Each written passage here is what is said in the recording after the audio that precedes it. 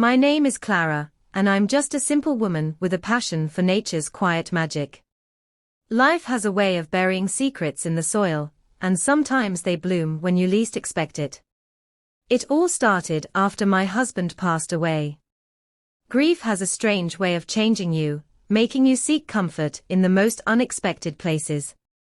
For me, that place was a garden, not my own, but one that belonged to a man named Mr. Harley. He was 74, soft-spoken but sharp-eyed. His wife had been gone for years, and his house, along with his once stunning garden, had grown quiet, almost lifeless. The first day I saw him, he stood on his patio, watching me with an intensity that made my heart skip. His gaze wasn't predatory, but there was something about the way his eyes followed me that I couldn't ignore. It used to be her pride and joy, he muttered almost to himself, as he looked over the wild mess of overgrown vines and wilting flowers. She'd hate to see it like this. His voice was rough, like someone who'd spent too long in silence. I could feel the weight of his loss in those words, but something inside me stirred. Maybe it was the way he looked at that dying garden, like it was a reflection of his own heart. I'd been there before, lost, broken, clinging to anything that still had life in it. So I nodded. "Then we'll bring it back together," I said, giving him a small smile. At first, our interactions were brief. He'd watch me from the patio, sometimes offering a quiet thank you as I packed up for the day. But over time, those quiet moments grew longer. He'd linger a little closer, ask me about the plants I was trimming, and tell me stories about his late wife, Isabel. She loved roses, he'd say, his fingers grazing one of the petals like it was sacred. Said they reminded her of love, beautiful, but sharp if you're not careful.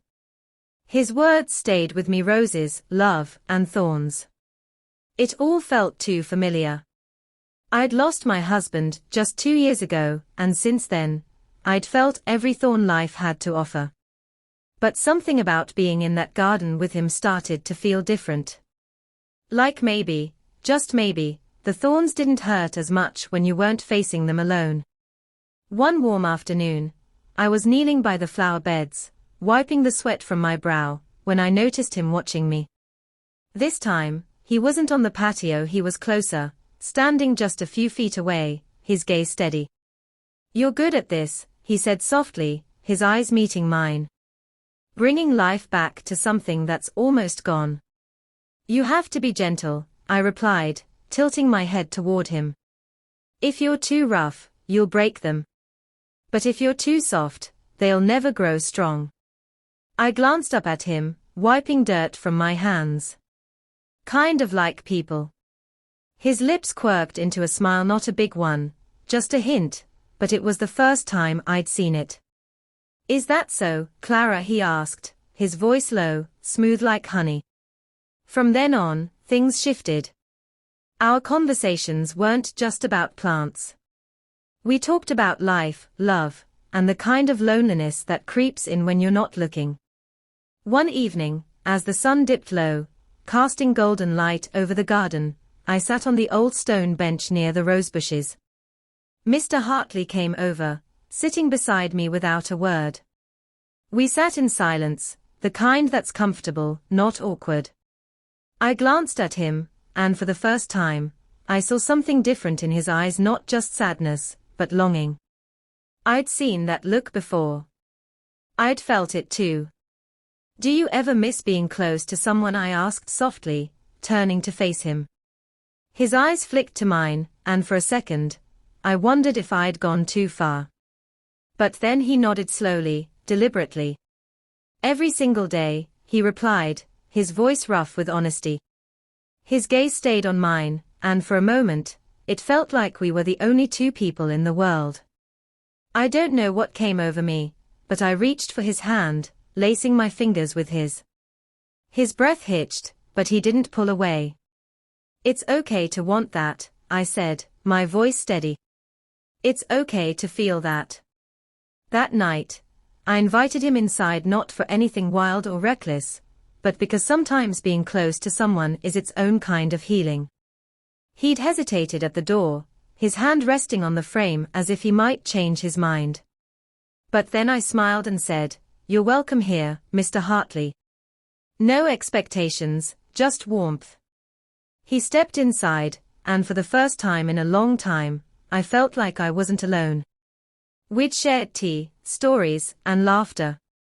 There were no grand declarations of love, no sweeping confessions, just two people trying to remember what it felt like to be seen and valued. That night, as I watched him walk away from my door, something inside me had shifted too.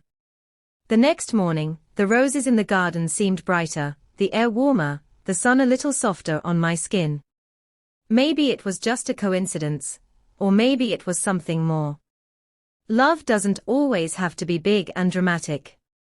Sometimes it's as simple as sharing a cup of tea and knowing you're not alone anymore.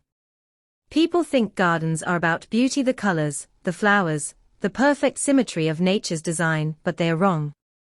Gardens are about patience, resilience, and finding a way to bloom again after the storm. Mr. Hartley and we're just two people learning to bloom again. Sometimes life leads us to places we never expected. We think we're tending to a garden, but in reality, we're tending to each other. What started as a chance to bring life back to a forgotten place became something much more, a reminder that no matter how tangled the roots, something beautiful can still grow.